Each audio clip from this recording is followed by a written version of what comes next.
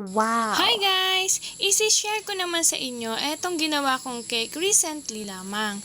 Eto nga yung cake na ikaw na ang bahala sa design. Ipinagpaubayan na sa akin ni customer ang size, ang kulay, ang design at flavor na aking gagawin para sa celebrant. Wala naman daw talaga silang inihandang theme kaya ako na ang bahalang mag-decide. At eto naman talaga yung gustong gusto kong gawin, yung hindi ko na kailangang manggaya sa gawa ng iba, originally made kumbaga.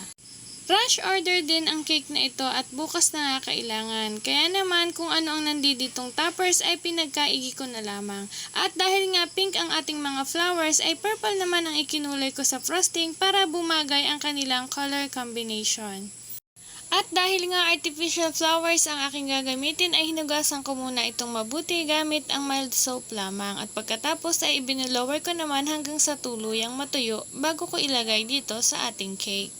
Chocolate moist nga ang flavor ng ating cake dahil ito talaga yung aking best seller at whipped cream ang ginamit kong frosting dahil sila talaga ang perfect combination. 7x6 din ang actual size nito at tamang-tama lamang sa design na ginawa ko.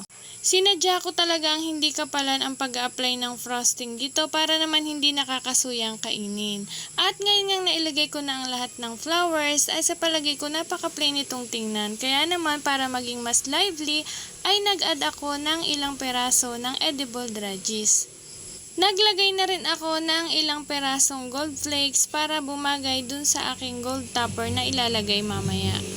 Happy 17th birthday Irish at sana ay nagustuhan mo ang kinalabasan ng cake na ito. Ito na ang ating finished product. Thank you for watching. God bless everyone.